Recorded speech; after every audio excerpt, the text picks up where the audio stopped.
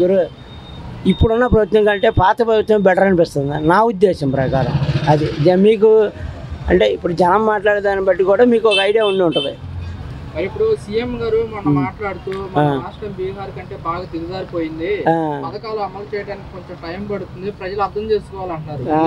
ఏమంటే ప్రజలు అర్థం చేసుకునేంత టైం లేదండి ప్రజలకి.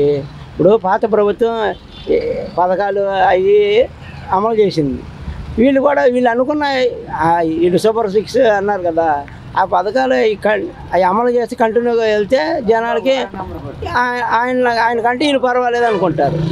అది ఊరికనే డబ్బులు ఇవ్వమని ఎవరు చెప్పరండి.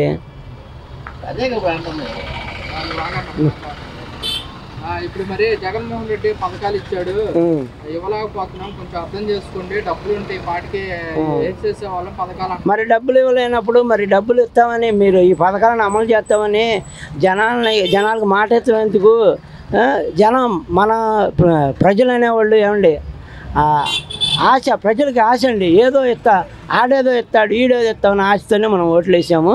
ఇప్పుడు ఆడేదో ఇచ్చాడని ఆయన తిట్టాము, ఇప్పుడు అది పోయే ఇది పోయే అయింది మన పరిస్థితి. ఏ పథకం మనకు లేకుండా పోయింది ప్రజెంట్.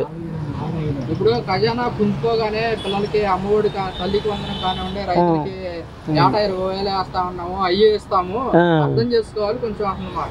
అదేనండి, ఇప్పుడు ఖజానా ఎక్కడి నుంచి వచ్చిద్దండి మనకి, ఏ విధంగా వచ్చిద్ది? ఆ ప్రభుత్వంలో రాని ఖజానా ఈ ప్రభుత్వంలో రాగానే వచ్చిద్దని గ్యారెంటీ ఏంటి? దేని మీద వచ్చిద్ది? ఇప్పుడు పనులు లేక చాలామంది ఆటోలో కానీ కూలి పని, నిజంగా కూలి పని చేసేవాళ్ళు ఎంత ఇదైపోయారంటే ఇప్పుడు మీకు తెలియదు ఏముంది ఇందులో.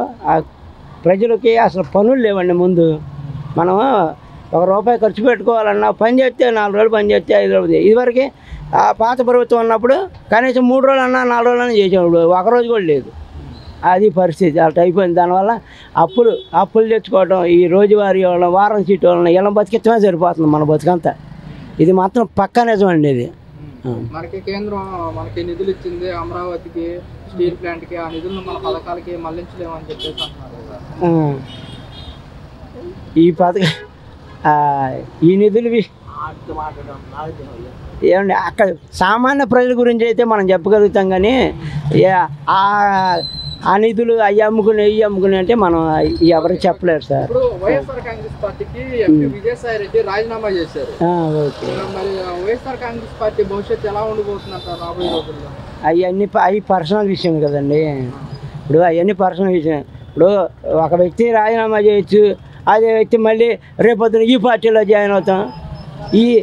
ఆ పార్టీ మారి ఈ పార్టీలో ఒక పార్టీ మానేసి ఇంకో పార్టీలోకి అడుగుపెట్టిన వాళ్ళు అసలు నమ్మకూడదండి. మనం అలా అసలు రానివ్వకూడదు, ఆ ప్రభుత్వంలోకి రానివ్వకూడదు.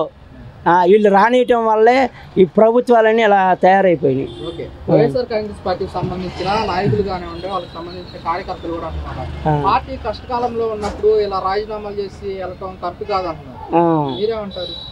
అది కరెక్ట్ కాదండి, నిజమే. అది దాంట్లో ఇప్పుడు అదే అంటున్నానండి. ఇప్పుడు రాజీనామా చేసి పూర్తిగా దాన్ని ఇంటికాడ ఉంటాం, ఆయన ఏదో రాజీనామా చేసి ఇంకో పార్టీకి వెళ్ళకుండా ఉంటే పర్వాలేదు, దానికి నేను ఒప్పుకుంటాను.